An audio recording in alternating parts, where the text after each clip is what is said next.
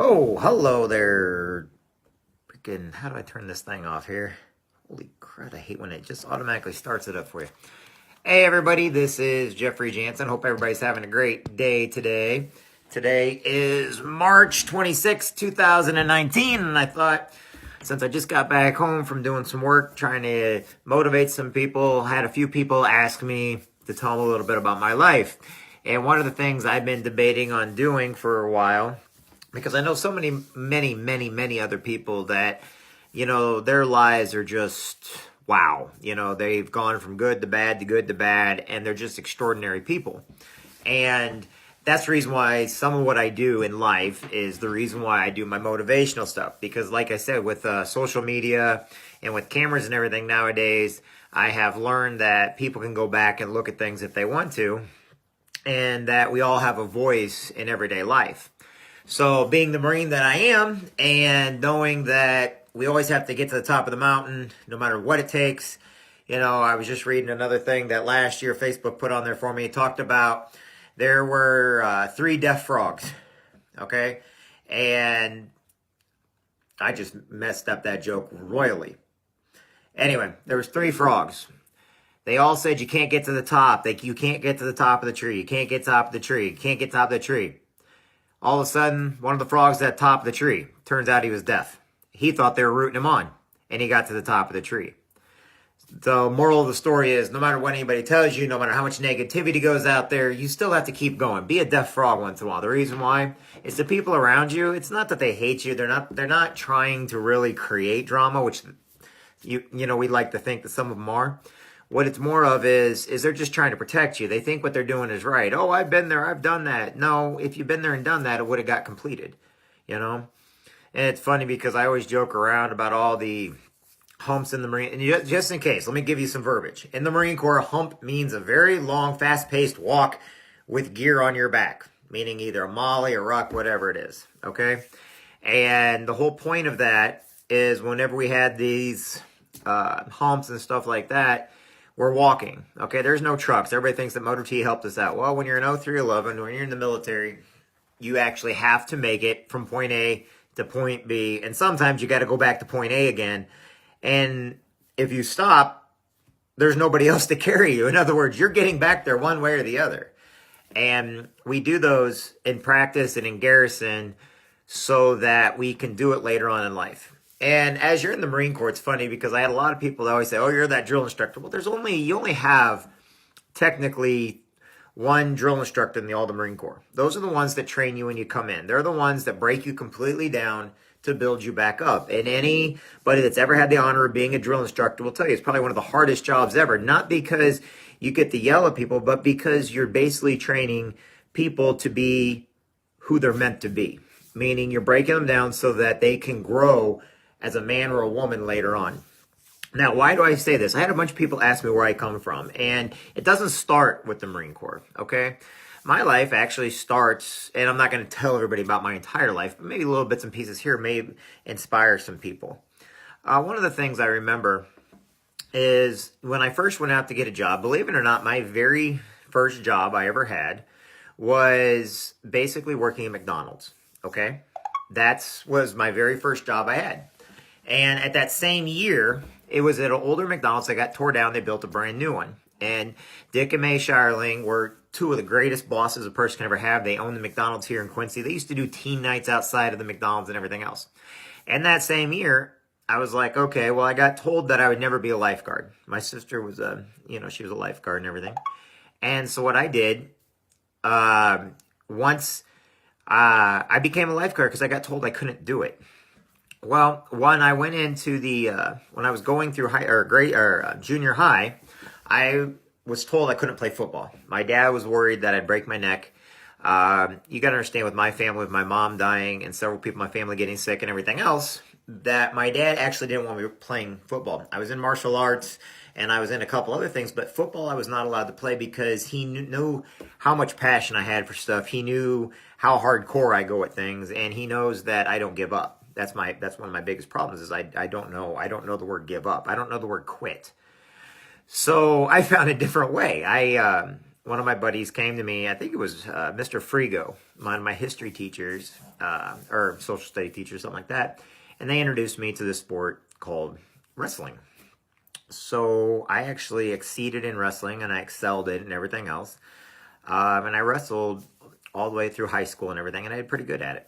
However, when I was in high school, a lot of people don't know is the last year of my high school, I was working all the time. I was even going to some college classes, but I wasn't going to actually high school. I was basically missing days of school. I didn't want to be there. I was burnt out. I was tired. And I just did not know where my life was going to take me. And the reason why this quick story is actually kind of motivating is because when I say I was working, it means I was working at the YMCA as a lifeguard. I was working at Waving Aquatic Center as a lifeguard. I tried to join I didn't say I tried, I did actually join the Illinois National Guard between my junior and senior year, and I went to boot camp between my junior and senior year. Well, when I got graduated from high school, before I graduated, I had a phone call, and it was from a Staff Sergeant Jansen. No relation to me, had 2 S's in his name. That meant nothing to me, but I didn't know where I was going in my life. Even with the National Guard, I kind of looked at it like, I got some friends over here, that's great. I just didn't feel the calling was there. You were all looking for that calling. But every time I saw the Marine Corps commercial on TV, I'd see the knights in shining armor, I saw the swords. I fell for the whole thing. And I'm glad I did, because it gave me a wanting inside to do something more with my life. So Staff Sergeant said, hey, we got an opening, you can go today. And so what I ended up doing is went down, and because I already been to MEPS and everything like that, and I ended up joining the Marine Corps. I joined the Marine Corps at a split-second decision because guess what? I didn't want to second-guess myself. I did not want to go, and I saw these things like, what? I can do better than who I am. And so I joined the United States Marine Corps. And I went to San Diego. I'm a Hollywood Marine. Because what's nice about San Diego, what's nice about MCRD, is in MCRD, we only have one, what they refer to as a drill field. Okay, blacktop, there's only one. Now, Parris Island, you guys got a whole bunch of them. But in MCRD, we have one drill field. And yes, our barracks do, and if you're on the right side of, or if you're on one of the sides of the barracks, yes, you do get to see the San Diego airport and everything like that. And for our shooting and for our crucible and everything, we went up to Camp Pendleton, Edmondson Range, which was pretty neat because it was Krulak, General Krulak, that I think originally initiated the crucible. And we were some of the first to go through it. And General Jones, and then I forgot who was after that. He was a taller Krulak. I think his son may be getting in to be general. Now, why does this have to do anything with anything, okay? Well, when we were in the Marine Corps, we had every opportunity in the world to give up. Now, we had drill instructors yelling at us nonstop, quarter decking, yelling at us, stripping us down, throwing it, everybody, they would look at it like, what's going on?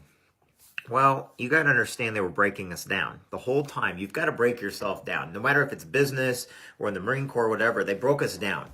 But they weren't just breaking us down to break us down. They're breaking us down to build us up to be better than who we were. Okay, now all of a sudden we're learning how to shine boots. We're learning how to clean our rifles. We are learning how to make a rack, which is a bed.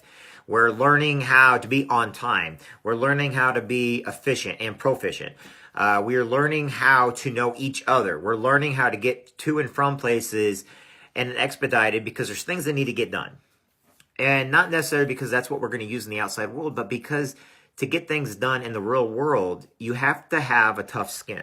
Because people every day are going to say negative things. They're going to be negative towards you. But it's funny how if you were in the military, whether it's Army or Marines or Navy or whatever, Coast Guard, there's a little bit of difference. The reason why we hold ourselves a little bit higher standard is because we learn not to deal with the drama. Okay, they broke us down by letting us know we're stronger. Without we can get things done bare naked on top of a mountain. We're going to come out alive. But we had to be taught that we can do it. They didn't teach us how to. They had to teach us that we can do it. And there's a difference between can, want, will, and won't. And if you're in the middle of a situation, you're trying to go for a job, do you just give up and say, I'm done, and lay down? Well, it's like the rucksack I was telling you about. There's nobody there going to pick you up. There's nobody there going to get you and bring you and carry you along, okay? You have to just get it done.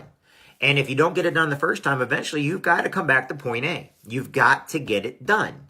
You've got to pick yourself up. You got to brush yourself off. You got to understand that not everything's always going to go perfect, that you're going to be tired, you're going to be miserable, you're going to be hungry, you're going to be thirsty, your back's going to hurt, your body's going to hurt, okay?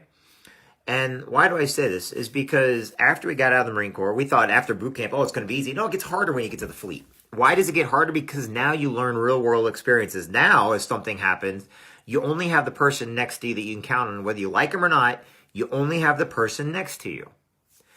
And in business, I think people have forgotten that. I think they forgot that in order to get ahead in life, you need to help the people around you first, and they will help you, but you must help them first. And that's what I learned in my life. And as I went to the Marine Corps, I learned all this, but then I learned something else. I didn't learn it from the Marine Corps. I learned it from my family, who every day taught me give and take, you know, clean your room, make your bed, you know, dust the baseboards, you know, hey, let's go outside and play. Let's go throw the ball around. It's just exactly like the Marine Corps. And everybody's like, where are you going with this? You're right. Where am I going with this? I'm going with this.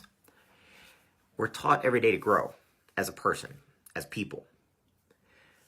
I look around today and I see people giving up because they relied on the people around them to help them, but those people around them didn't help them. Why? Because they didn't know they were supposed to.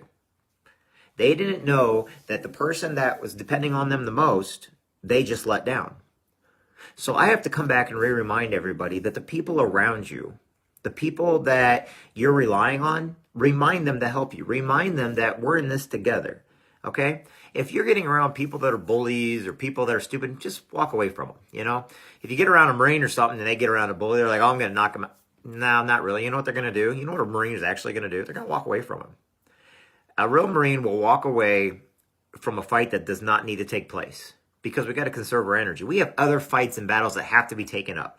Drama, negativities, rumor, and all that crap, you know, they're pointless when you're living in real world. Each and every one of you has a purpose out there. My purpose was to be a Marine. Why did I have that purpose? Maybe I got a lot of stories to share. Maybe I have no stories to share. But I'll tell you this much. I watch people today that they get a little egg on their face and the whole world for them is over. I watch others out there struggling, pulling and pulling and pulling, and at one time they're with a team. Now they're pulling by themselves. Sorry, somebody just sent me a text over there. So my point is this. Every day in life, go out there and do the best you can.